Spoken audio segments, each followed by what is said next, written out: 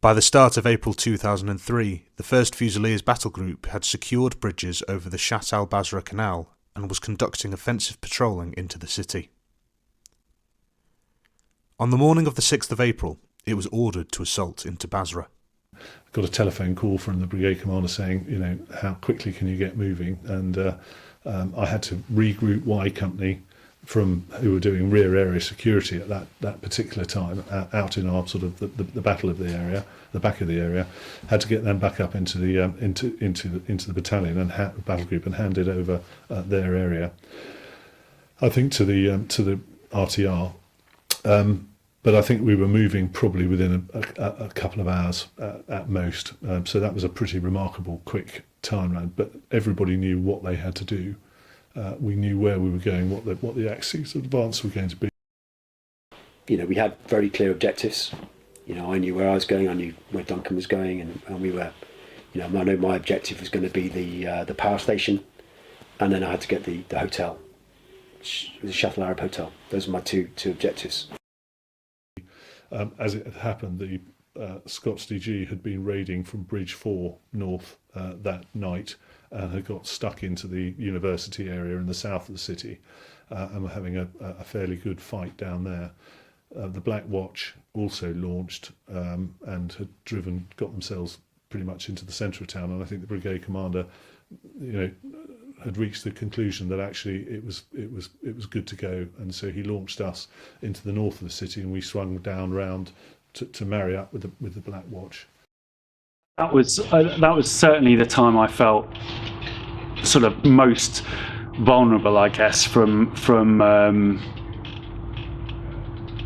where you conscious. This was probably the bit where most things could go wrong. You didn't know exactly what the feeling was in Basra itself. You didn't know what if there was what the sort of level of forces might be that were hiding away in buildings that had just chosen not to come out as we were sort of surrounding Basra on the bridges. The time we'd spent not going into the city must have paid dividend, because as we went in, it was relatively benign, and it was almost like the people were pleased to see us.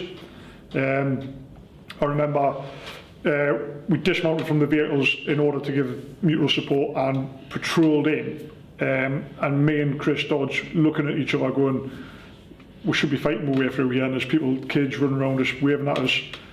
We were giving bottles of water out to try and just keep people happy.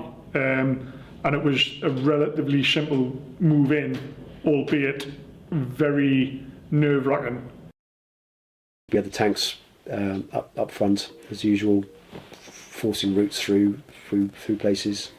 So I wouldn't say it was traditional obua. There were times where they had to dismount and they had to fight through, and obviously in the academy, as it was called, it was the old Naval Academy. My platoon had quite a fight, and that's where we lost young Turrington. 9 Platoon, I think, were in the lead at the time, started to move across the open ground towards what would become Basra Hotel. As we moved through the university, we didn't come under much contact. One of my warrior commanders, thought they were in contact, deployed their section to go and clear an enemy position, sort of that was in depth. So there was a little culvert with a stream running through, and sort of reported contact, and unfortunately during that bit of the operation, Kelan Turrington was shot and killed. The Fusiliers had attacked along 2 primary axes, Dog 1 and Dog 2. Committed to the assault, the whole battle group was manoeuvring forward, including essential medical facilities. Rather than saying, bring the casualties to where the medical thing is, that takes moving an ambulance and sending it in 2 ways. So we would just decided, no, we'll just go to where the problem is. The RAP get get a be prepared to task to support company medics because something's happened. Weren't entirely sure what. And then we get pulled out of the line, hammered forward in order to meet up with the Y Company medic team.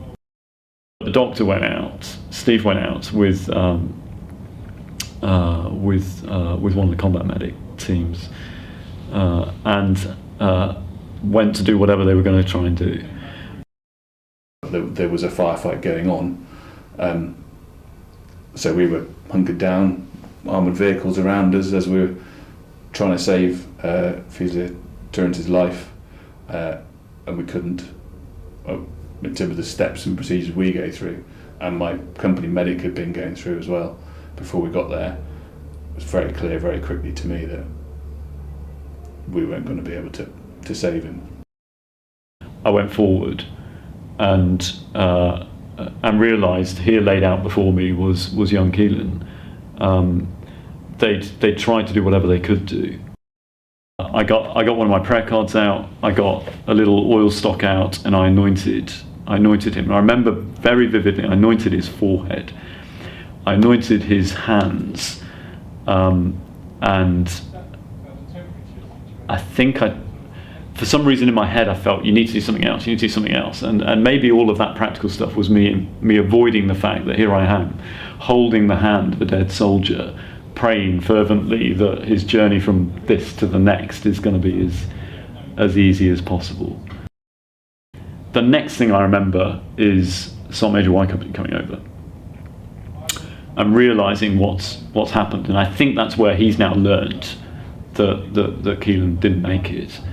And so there's a practical thing, but he's kind of, in my head he's looking at me and I'm looking at him as if there's something more to be done, and I say another prayer, and saying that prayer gives him then permission to interact with the body of Kelan. At the time we didn't know that he had died, and so we had, you had almost no option but to get on with the job, and actually the platoon was amazing at just keep on going, because they all understood we had a job to do, and so Paul got in touch with me at the end of the day and told me that Kelan had unfortunately died of the wounds he sustained, and I remember that day really clearly, of going around and speaking to the section.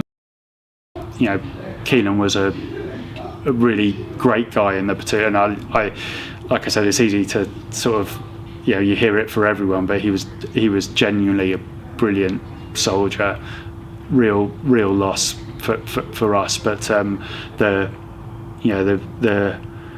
ability of the platoon, and it's not down to me, it's down to the platoon, the Fusiliers in the platoon, the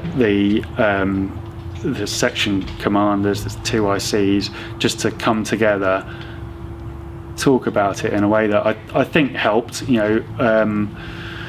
but I thought it was really testament to the strength of that, everyone in that platoon.